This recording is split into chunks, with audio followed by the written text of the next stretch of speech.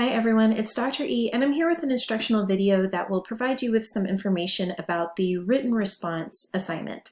So as we're thinking about moving into week 3 already, we're moving out of the reading journal assignment, our first reading journal assignment, and moving into switching gears a bit to the written response.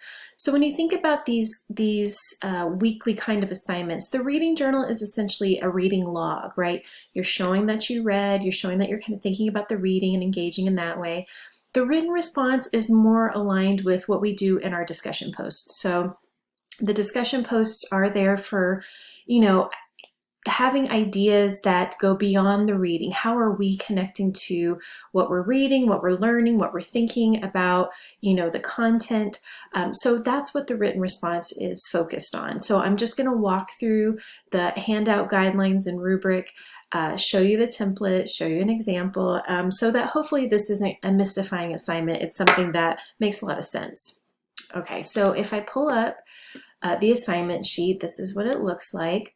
And I want you to note that I'm making a single video, a single handout for a literature class as well as the writing class. So please make sure that if you see something that really confuses you, that it may be specifically for the writing class versus literature. So don't be confused, don't be thrown. All right, so this is an assignment that is about actively engaging and critically thinking about what we're learning, what we're reading, all of that good stuff. The format is pretty straightforward. So for every response, just like the reading journal, you're going to upload a document. And I do have a template. Please use the template. And I've highlighted here that you have that free version of the Microsoft Office suite that you can download to your computer. I have the link right here. So just take advantage of it, because sometimes when you're using the online only, like Google Docs or something like that, the formatting can be really complicated. This is something that happens every semester, and every semester I repeatedly say to use the template. You're going to get tired of hearing it. So please just use the template, because again, the formatting is already set up and structured for you. It's something that you don't even have to think about, and you don't have to adjust because you're using Google Docs or whatever kind of program you may have access to. All right, so each entry should include these kind of bolded things. So the first is just, the week number. What week are we in? So this upcoming week is week 3, so you'll just put that. We need the text title. So if we're reading more than one text, then just offer the text titles with the authors. And this just not only helps me when it comes to grading, like kind of keep focused on, that specific week and what we're thinking about, but it's also good for us to really make sure that we're paying attention to not only titles, but the names of the authors. Those are important elements that sometimes we're just kind of moving through our reading and we forget to pay attention, and we forget to think about, hey, there's a person behind these ideas and what they're writing. So we need to kind of get into the swing of paying more attention to that. So the author's name, and so I put a note here for English 1302 that we're using our course text. If you're talking about one of our chapters, you just credit the editor, that's fine. For MLA formatting, while using our text or articles, right, this is for all classes, we have to put the text title in quotation marks, okay?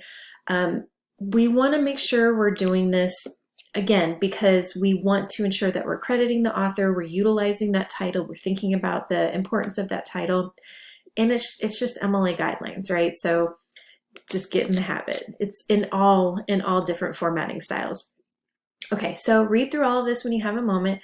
The next is to answer the prompt. So just like the discussion posts, I'm going to give you a prompt that really is urging you to think about the things that we're learning that week, the things that we're reading. Again, just view this as a discussion post. This is just because I can provide you feedback on discussion posts, direct feedback now. They've changed that in D2L. But I can't go and put notes within lines and say, hey, this right here is a great line, or hey, this right here would be better if you did this with MLA, or whatever the case may be. So it's just easier to provide and for you to see feedback. Okay. So finally, you're going to choose a quote. So that just becomes a standard. We're doing that in the reading journal for every reading. We're doing that for this assignment. So it needs to be a quote that you think is important, right? Sometimes students have a tendency to not only forget this element in the response, they may forget to explain the quote. So all that I see as your audience is a quote on the page that I don't, why is this quote something that you've chosen? Why is it important? What's the page number? That kind of thing. We want to make sure that we're explaining, like, this quote is important because, or this quote really helped me understand, you know, push yourself. Why is that quote sticking out to you? Okay. I also want you to note that when we're writing in this way, both in a composition course and in a literature course, we need to continuously reference authors.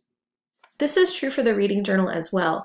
So as we're going through and talking about a particular text, we're not saying things, or we're not writing things such as, the article says this, or the book chapter says that, because they're not saying anything. These authors have these ideas. We need to give them credit, right?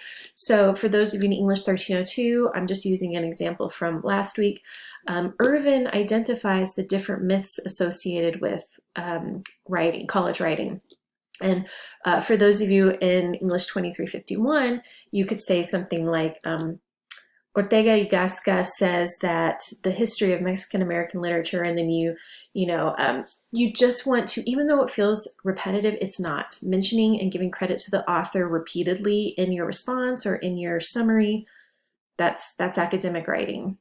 Okay, so all of this is kind of straightforward. I also put a link to the Purdue Online Writing Lab website, which is really just an amazing source when it comes to MLA. So if you click on this link, it will take you directly to their page that deals with in-text citations, right? So you have examples of how to do that. You may need a little bit of a refresher, that's fine.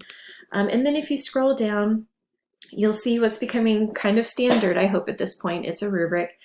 So if you want these grades, you know, you're going to accomplish these things. You're going to really pull out all the stops. You're going to write according to the prompts. You're going to do everything. You're going to really revise and edit, provide a really great explanation of the quote. That gets you an A or a high B, right? And if we're working just on a kind of completion basis, going above and beyond is that check plus, right? A check is going to be for, yeah, I mean, most of this stuff is taken care of. There are some things that could be improved or more clear. And then C or below, let's try to avoid that. But you can take some time to kind of read through this when you're able. So I'm going to just address this example just because visually sometimes it's really helpful to see it in front of you, right? So this is from a previous student from a literature course, but it applies across the board. You see that everything is set up in MLA format. So, you know, there's a full heading, there's a header at the top of the page. You notice that it's grayed out because Microsoft Word is taking care of putting that on every single page.